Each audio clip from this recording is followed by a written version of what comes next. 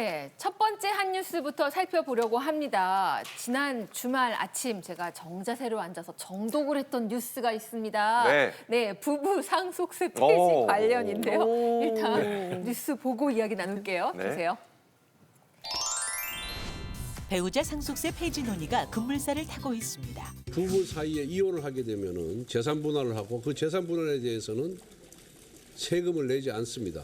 그런데 사별하게 될 경우, 사별해서 상속을 받을 경우에는 부부간에도 상속세를 내게 돼 있습니다. 얼마나 불합리합니까? 상속세 일괄공제, 기초공제, 기본공제를 올리는 것하고 동의하는 것 같으니까 배우자 상속세 면제, 폐지 요거를 우리도 동의할 테니까 이번에 처리하면 좋겠습니다. 네, 우리 박주아 아나운서께서 큰 관심을 보이고 계신 부부 상속세 폐지에 대해서 우리 고란 평론가님께서 한번 정리해 주시죠. 네, 현재 상속세는요, 배우자와 자녀들이 법정 상속분대로 재산을 나눠 갖습니다. 그리고 나서 연대 책임으로 공동으로 세금을 납부하는 구조입니다. 근데 부부가 일군 재산이요, 한 사람의 명의로 돼 있다라고 해도요, 그건 과연 한 사람이 일군 재산일까요? 부부가 공동으로 일군 재산으로 봐야 되지 않을까요? 네. 대표적으로 이혼 같은 경우에 보면 재산을 분할하면서 증여세 내지 않습니다. 네. 그런데 상속세를 내는 거거든요. 그렇기 때문에 사실 상속세 같은 경우에는 이미 소득세를 납부한 재산에 대해서 또다시 세금을 물린다라고 해서요. 이중과세 논란이 예전부터 있어 왔습니다. 또한 배우자가 사망한 후에도 남은 배우자가 경제적인 어려움을 처하지 않도록 보호할 필요도 있고요. 이런 이유 때문에 선진국인 미국, 영국, 호주 등에서는요. 배우자 간 상속에 대해서 완전 면세를 시행하고 있습니다. 네, 오호라 그렇다는 거군요. 관심이 가는데요. 네. 그러니까 그 배우자가 상속을 받을 경우에는 세금을 한 푼도 안 내도 되는 거잖아요. 그러면 이 상속세가 폐지가 되면 세금은 확실히 좀 많이 줄겠어요. 네, 확실히 이제 줄 수 있다라고 말씀을 드리겠는데 현행 같은 경우에는요 재산 과표로 따져 보면은요 30억이 초과된다 그러면요 세율이 무려 50%나 됩니다. 그러니까 내가 받은 이제 재산에서 반을 사실 띄어간다 이렇게 보시면 되겠는데 그러다 보니까 사실상 이번에 이제는 이게 배우자 상속세율이 좀 바뀐다 그러면 없어진다 그러면 확실하게 이제 도움이 될 수 있다라고 좀 보시면 되겠고요. 부부 상속세가 만약에 이제 폐지가 된다라고 본다 그러면 아무래도 이런 어떤 문화가 생길 것 같아요. 일단 부인이 먼저 선 배우자가 받게 되고 그런 다음에 이제 자식들이 이제 받게 되는 그런 문화가 아마 자리를 잡을 것 같습니다. 확실히 아무래도 이제는 배우자가 상속에 대해서 세율이 없어진다 그러면 당연히 배우자 입장에서는 당연히 안정적인 삶을 이끌어갈 수 있는 여력이 생기거든요. 이런 점에서 봤을 때 지금 뭐 정치권이라든지 사회적으로 배우자 상속세 이 부분에 대해서 이제 논의가 이루어질 것을 보고 있습니다. 네. 정말 그러면 안 되겠지만 자녀 입장에서 봤을 때는 선 배우자 후 자녀 하면 그것만 기대하고 있다가 엄마가 다 가져가면 어떡하냐. 뭐 이런 걱정이 좀 나올 수도 있지 않겠습니까? 행여나. 왜냐하면 자식 입장에서는 뭐 이사를 해야 될 수도 있고 승무를 해야 될 수도 있고 이럴 수 있으니까. 기대를 하고 있다가 갑자기 못 받는 느낌이잖아요. 그렇죠. 그런데 자식 입장에서는 분명히 그럴 수 있다라고 생각을 해봐요. 그런데 일단 상속세율 측면에서 본다 그러면 부부 같은 경우, 그러니까 배우자가 아예 그냥 상속세율이 0%가 되는 거거든요. 그러다 보니까 일단은 배우자에게 먼저 받고 그런 다음에 이제 추후에 이제 자녀들한테 받는 것도 나쁘지 않을 것 같습니다. 지금 선 배우자 자녀 후 자녀 상속 이렇게 나오고 있는데 이게 예를 들어 드릴게요. 한 25억 정도의 이제 배우자 자녀 2명에게 상속을 한다라는 가정입니다. 그러면 25억이니까 당연히 인적 공제 25억에 들어가고요.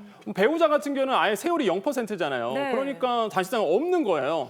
과표가 0원이 나오고 세율이 0인데 뭐 낼 게 없겠죠. 그러다 보니 이제 선 배우자 간다라고 본다 그러면 이제 0원이 나올 수밖에 없는 거고 반대로 일단은 뭐 배우자 상속 공제가 없어졌다 보고 만약에 법정 상속분대로 간다 그러면 일단 인적 공제액이 15억이 나옵니다. 그러면 25억에서 이제 빼야 되겠죠. 그래서 공제액 빼고 그러면 과세 표준한 9억 정도가 나오게 되고 그 9억에서 우리나라는 누진 세율입니다. 그러면 이제 10에서 30%각 구간별로 곱하게 되죠. 그러면 정확하게 세액 본다 그러면 한 2억 1,857만 원 정도가 나오거든요. 그러니까 이게 확실히 이제 상속분대로 가느냐 아니면은 엄마가 먼저 받고 아니면 배우자가 먼저 받고 그 다음에 이제는 내가 받느냐 그거는 이제는 사실 수싸움으로 들어갈 수밖에 없어요. 그래서 이런 것들을 좀 계산을 잘 해보시면은 도움이 될 것 같습니다. 네, 뭐 엄마가 먼저 받을 수도 있고 뭐 아버지가 먼저 받을 수도 있고 이거는 뭐 모르는 거니까요. 네, 네. 배우자가 이제 먼저 받게 될 수 있는 점. 그렇다면 부부 상속세가 폐지되면은 아무래도 뭐 좋은 점만 있는 건 아닐 거 아니에요. 우려되는 점도 한번 짚어주실까요? 네, 일단 자녀들이 세금 폭탄을 맞을 수 있습니다.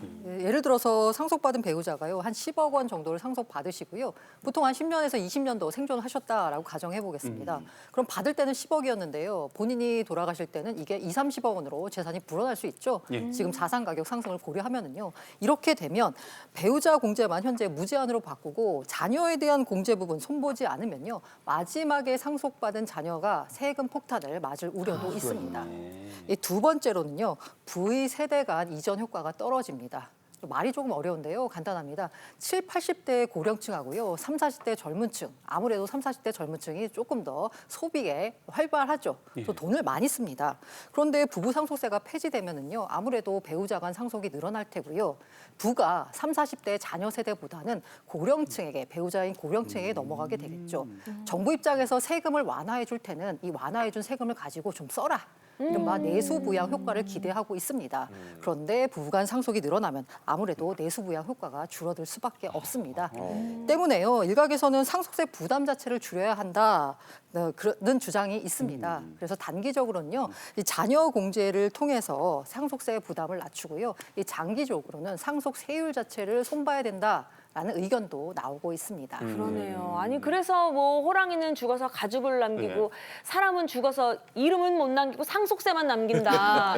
이런 말이 있을 정도로 상속세를 되게 두려워하거든요. 그러니까 서울에 나는 집 한 채만 있었는데 그게 상속세를 내야 한다. 뭐 이런 얘기도 있어요. 그렇습니다. 네. 지금 뭐 상속 세제는 일괄 공제 5억, 배우자 공제 5억에서 총 10억까지는 상속세를 내지 않습니다. 그런데 이게 도입한 지 오래됐습니다. 지난 외환위기 직전이죠. 1997년에 이제 도입이 됐는데 그 사이에 이제 물가도 많이 오르고 돈 가치도 떨어졌잖아요. 뭐 집값도 많이 올랐는데 지금 서울 아파트 평균 가격이 12억입니다. 그러면은 집 한 채 갖고 있어도 상속세를 내야 된다. 너무 부담되는 게 아니냐 이런 이제 목소리가 나오고 있어서 지금 여야가 이에 대해서 좀 조정을 하겠다는 입장입니다. 그래서 지금 국민의힘은 20억까지, 그럼 민주당은 18억 원까지는 상속세를 좀 내지 않도록 하자 이런 이제 움직임이 일고 있습니다. 네, 관련해서 이번 상속세 개정안과 관련한 그 핵심 쟁점이 바로 세율 조정입니다. 이 각종 공제를 뺀 이후 과표가 30억 원을 넘으면요 최고 세율이 무려 50%입니다. 그러니까 물려받은 재산의 절반을 세금으로 내야 한다라는 거죠. 이 정부와 여당은 지난해 세법 개정안에서 이걸 40% 낮출 것을 제안했고요. 민주당은 현행 유지로 맞서고 있습니다. 사실 세율 조정은요, 상속세율 조정은 이 각 당의 정체성과 관련이 있는 부분이라서 사실 합의가 쉽지는 않습니다. 그럼 다른 나라 상황을 좀 알아볼까요? 네. 우리나라 상속세 최고 세율이 50%거든요. 이게 OECD 38개국 가운데 일본 다음으로 두 번째로 높습니다. 이 최대 주주의 경우에는요, 여기에다 20% 할증까지 붙어가지고요, 60%에 이르게 됩니다. 그러네요. 우리나라 상속세 최고 세율이 이렇게 높은 건요, 이 과거에는 이 세원 파악이 쉽지 않다 보니까 잠재적 탈세를 고려해서 대충 많이 매겼습니다.